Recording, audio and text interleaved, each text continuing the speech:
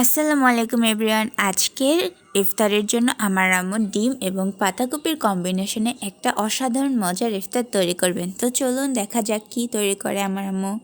এখানে আমার আম্মু পাতাকপি এবং গাজর এভাবে কুচি কুচি করে কেটে নিয়েছেন।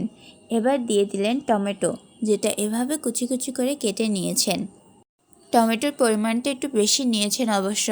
এবার দিয়ে দিলেন কাঁচামরিচ কুচি।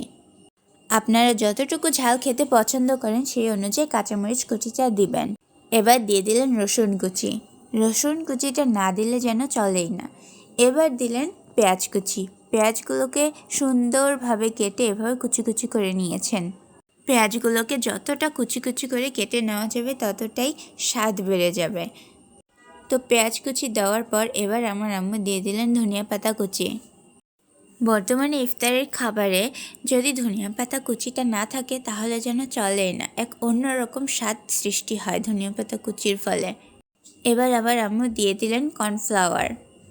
কর্নফ্লাওয়ার দেওয়ার ফলে এটা একদম মচমচে হবে, সেজন্য আমার আম্মু কর্নফ্লাওয়ারটা ব্যবহার করেছেন। আপনি যত বেশি কর্নফ্লাওয়ারটা দিতে পারবেন ততই ভালো।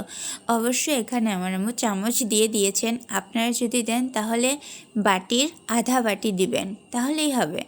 এবার এগুলোকে আমার আম্মু মিক্স করে নেবেন। এবার দিয়ে দিচ্ছেন স্বাদ মতো লবণ।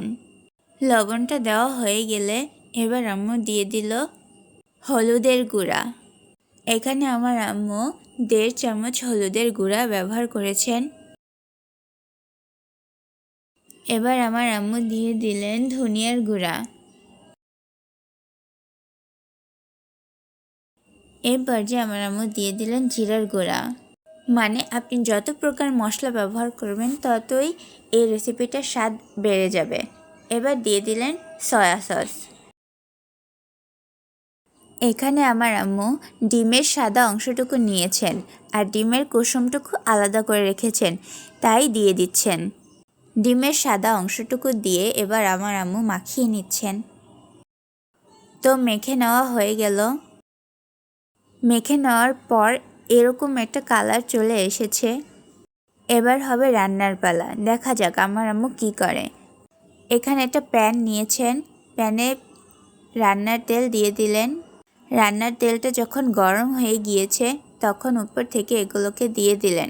একদম গোল করে দিয়ে দিবেন, চারপাশে ছড়িয়ে ছড়িয়ে। সুন্দর করে আমার আম্মু সাজিয়ে গুছিয়ে দিচ্ছেন। যখন এটা দেওয়া হয়ে গিয়েছে তখন এভাবে একটা চামচ দিয়ে ফাঁকা ফাঁকা করে নিচ্ছেন।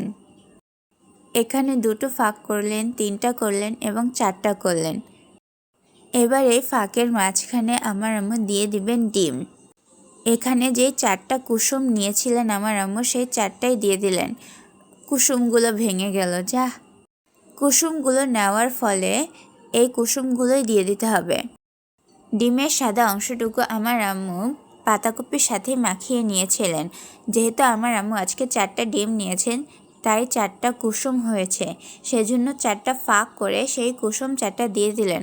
অবশ্য কুসুমগুলো একদম ভেঙে গিয়েছে। ঢাকনা দিয়ে ঢেকে মাঝারি আঁচে এভাবে জাল করে নিলেই কিন্তু তৈরি হয়ে যাবে।